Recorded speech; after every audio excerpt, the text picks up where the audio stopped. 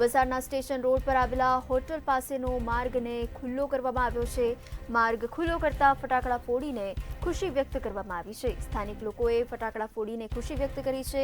Railway અધિકારીઓ દ્વારા માર્ગને બંધ કરી દેવામાં આવ્યો હતો, ત્યારે હવે આ માર્ગને ખુલ્લો મૂકવામાં આવ્યો છે। માર્ગ બંધ થતા લોકોને હાલાકી વેઠવાનો વારો આવ્યો હતો, પરંતુ હવે આ માર્ગને ખુલ્લો કરી દેતા સ્થાનિકોએ ફટાકડા ફોડીને ખુશી વ્યક્ત કરી।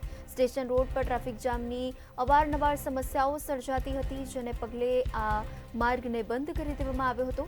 વલસાડના ધારાસભ્ય તેમજ સાંસદ દ્વારા માર્ગને ખુલ્લો કરવામાં આવ્યો છે। માર્ગ ખુલ્લો કરતા સ્થાનિક લોકોમાં ખુશીનો માહોલ જોવા મળ્યો હતો। સ્થાનિક લોકોએ ફટાકડા ફોડીને પોતાની ખુશી વ્યક્ત કરી। રેલવે અધિકારીઓ દ્વારા આ માર્ગને બંધ કરી દેવામાં આવ્યો હતો। માર્ગની સમસ્યાઓને કારણે આ માર્ગને બંધ કરવામાં આવ્યો હતો, પરંતુ હવે તેને ખોલી દેતા સ્થાનિક લોકોમાં ખુશી જોવા મળી।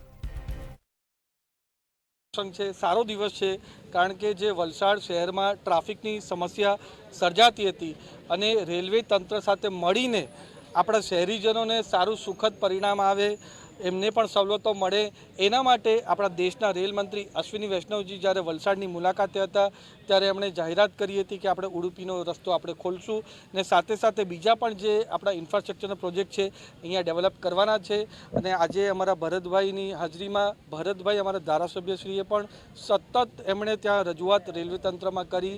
અમે બધા સાથે મળીને રજૂઆત કરીને સંગઠન અને અમારા ચૂંટાયેલા જનપ્રતિનિધિઓ જે જીતની અમે ત્યાં બધું અમને જાહેરાત કરી, સાથે સાથે અમે નિવેદન કર્યા, એના થકી રેલવે આ જે ખોલ્યું છે એ આપણા વલસાડના લોકો માટે એક સારા સમાચાર છે।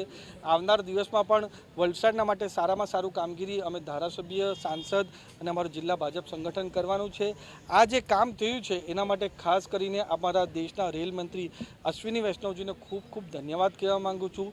સાથે જ આપણા વેસ્ટર્ન રેલવેના જનરલ મેનેજરશ્રીનું પણ ધન્યવાદ કહેવા માગું છું, આપણા ડીઆરએમ સરનું પણ ધન્યવાદ કહેવા માગું છું, અને સાથે આપણા જે અહીંયા રેલવેના ઓફિસર્સ અને કર્મચારી રહે છે એમને પણ હું ધન્યવાદ કહેવા માગું છું કે આ બધા સાથે મળીને અમે આ વાતચીત કરીને રસ્તો કાઢ્યો છે।